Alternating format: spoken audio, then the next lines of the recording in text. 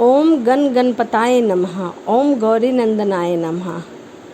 आज मैं आपको श्री गणेश जी की एक कहानी सुनाऊंगी, जो कि पुरुषोत्तम के मास में श्री गणेश जी की कहानी हमें अवश्य सुननी चाहिए, क्योंकि गणेश भगवान जो हैं वो सभी देवताओं के ऊपर माने गए हैं। कहते हैं कि कोई भी शुभ काम श्री गणेश जी के बिना नहीं होता है, तो इसीलिए पुरुषोत्तम के मास में गणेश जी की कथा सुनना अति आवश्यक है। तो चलिए मन में गणेश का ध्यान करते हुए कथा को शुरू करते हैं। एक शहर में देवरानी और जेठानी रहा करती थी। देवरानी जो थी वो बहुत गरीब थी और जेठानी जो थी वो बहुत अमीर थी। देवरानी थी जो हमेशा गणेश जी की पूजा किया करती थी और व्रत भी किया करती थी, परंतु जो देवरानी का पति जंगल से लकड़ी काटकर बेचता था, देवरानी घर का खर्च चलाने के लिए जेठानी के घर में काम किया करती थी, बर्तन और झाड़ू पोछा किया करती थी और शाम को बचा हुआ खाना लेकर आती थी। कुछ महीने बीत गए थे, गणेश जी का व्रत आया। देवरानी ने व्रत रखा, उसके पास पैसे नहीं थे, इसीलिए उसने कुछ भी नहीं मंगाया। पूजा करने के लिए उसके पास फल भी नहीं थे, इसीलिए वह कथा सुनकर जेठानी के यहाँ काम करने चली गई। सोचा शाम को जब चंद्र को अर्घ देना होगा तो जेठानी के यहाँ से कुछ मांग कर ले आऊँगी। शाम को जब जेठानी के घर खाना बना, उसने जेठानी का व्रत न होने के कारण खाना खाने से मना कर दिया, क्योंकि देवरानी का व्रत था। अब देवरानी ने जेठानी से बोला, आप मुझे खाना दे दो जिससे मैं घर जाऊं। इस पर जेठानी ने कहा कि आज तो किसी ने भी अभी तक खाना खाया ही नहीं है, तुम्हें मैं कैसे दे दूं, तुम सवेरे बचा हुआ खाना ले जाना। देवरानी उदास मन से अपने घर को चली गई।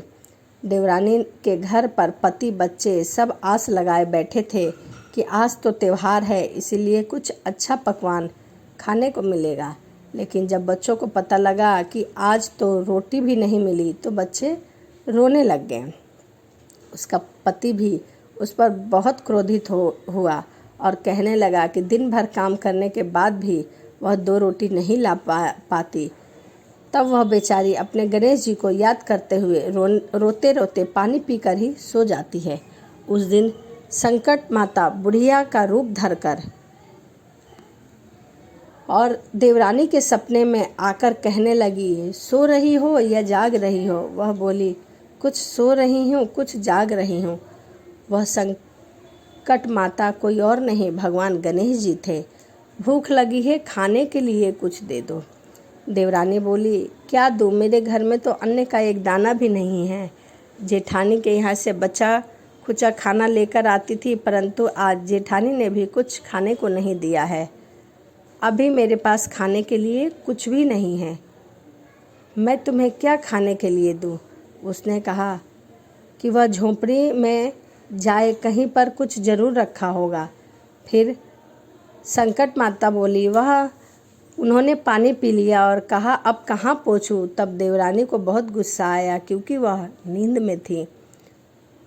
उन्हें कहा, क्यों परेशान कर रही हो, सो मेरी साड़ी में पोंछ लो। देवरानी जब सुबह उठी, बुढ़िया माता उसकी साड़ी में पोंछ ली। जब देवरानी सुबह उठी तो यह देखकर हैरान हो गई, पूरा घर हीरे और मोतियों से जगमगा रहा था। उस दिन देवरानी जेठानी के यहाँ काम करने कुछ देर से पहुँची। फिर बच्चों ने देवरानी को बुलाने के लिए जेठानी ने देवरानी को बुलाने के लिए भेजा। जेठानी ने सोचा कि कल खाना नहीं दिया था, इसीलिए शायद देवरानी बुरा मान गई है। जाओ बच्चों, चाची को बुला लाओ, ऐसा कहकर बच्चों को भेजा। देवरानी ने कहा कि बेटा, बहुत दिन तेरी माँ के यहाँ काम कर लिया, अब नहीं करना है। बच्चों ने घर जाकर माँ से कहा कि चाची का पूरा घर तो हीरे और मोतियों से जगमगा रहा है।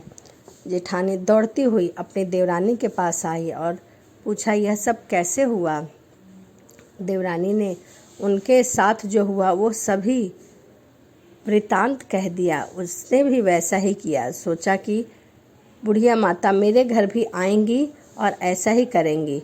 रात को संकट माता उसके घर भी सपने में आई और बोली, भूख लगी है, क्या खाऊं? जेठानी ने कहा, आपके लिए छीके में रखा है फल और मेवे भी खा लो, जो चाहे खा लो। संकट माता बोली, अब निपटे कहाँ। जेठानी बोली, मेरे इस महल में कहीं भी निपट लो।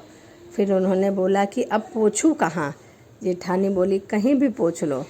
सुबह जब जेठानी उठी तो उसके घर में बदबू और गंदगी के अलावा कुछ ना था, क्योंकि देवरानी जो थी वह सच्चे मन से भगवान गणेश की पूजा अर्चना किया करती थी, परंतु जेठानी जो थी वो लोभ के कारण गणेश जी की पूजा की थी। इसीलिए जेठानी को भगवान गणेश जी ने कुछ नहीं दिया, बस सबक सिखाया, परंतु देवरानी का घर धन ध्यान से भर गया। हे गणेश भगवान, जिस प्रकार आपने उस देवरानी का घर भरा है उसी प्रकार हम सबका घर भरना। तो चलिए अब हम कथा नंबर 2 सुनते हैं, पीपल देवता की कथा।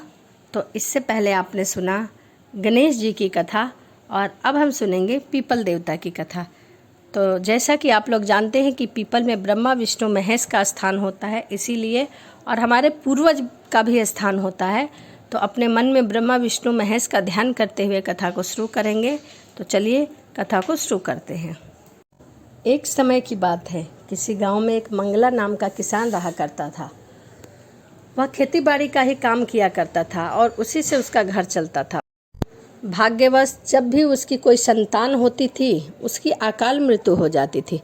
इस तरह मंगला के 6 बच्चे काल से के ग्रास बन गए थे। इस दुख से मंगला और उसके पति बहुत दुखी रहा करते थे।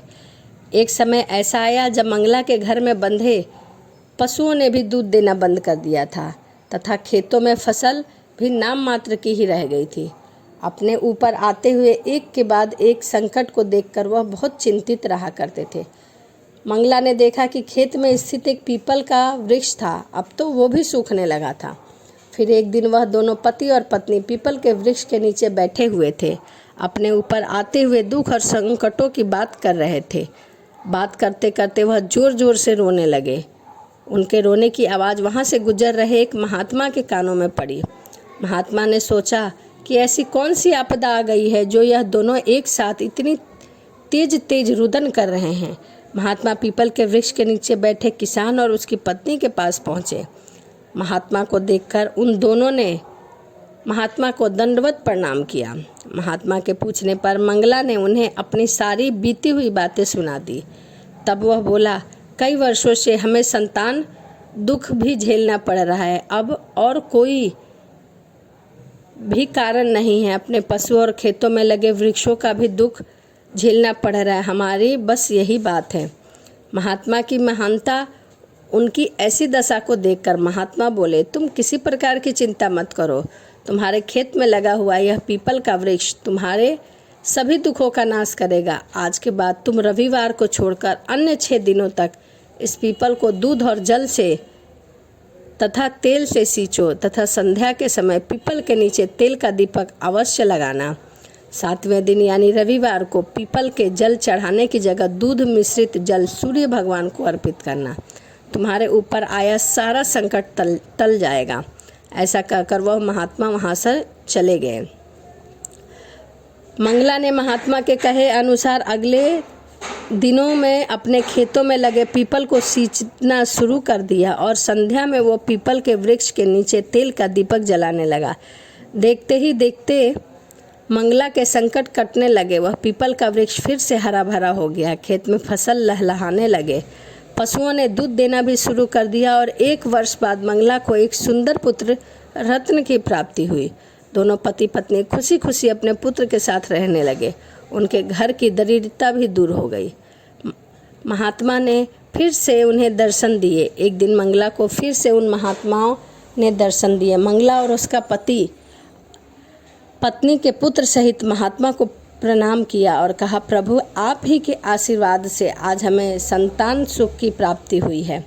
महात्मा बोले, यह मेरा आशीर्वाद नहीं है बल्कि आपके पितृ पूर्वजों का आशीर्वाद है, जिनका पितृदोष तुम्हें लगा हुआ था। पितरों को खुश करने यानी कि शांति के लिए पीपल की पूजा सर्वोपरि बताई गई है। इसीलिए यदि आपको पितृदोष है या आपके ऊपर पितरों की कृपा नहीं बन रही है तो आप पीपल के वृक्ष की पूजा अवश्य करें और शाम को प्रतिदिन एक दिया अवश्य लगाएं।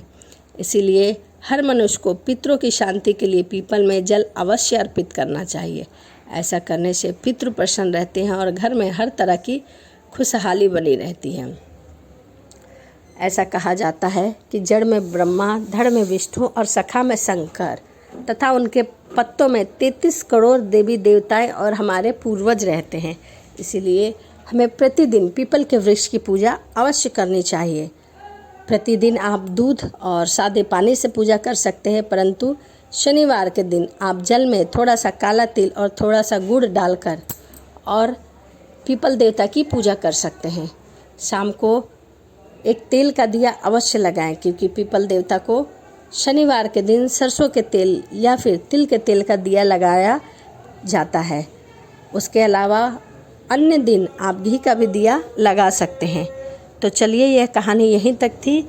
हे पीपल देव, जैसे मंगला के कष्ट काटे, वैसे ही कथा सुनने सुनाने वाले, हुंकार भरने वाले और हम सब पर कृपा रखना, हमें सुख शांति प्रदान करना, सुख समृद्धि प्रदान करना और सभी के संकटों को दूर करना। इसी के साथ वीडियो को समाप्त करते हैं। इस वीडियो में मैंने आपको सुनाया गणेश भगवान की देवरानी और जेठानी की कहानी और दूसरी कहानी पीपल देवता की कहानी। तो चलिए, इसी के साथ कथा को, कहानी को समाप्त करते हैं और मिलते हैं अगली वीडियो में। राधे राधे, जय श्रीमन नारायण।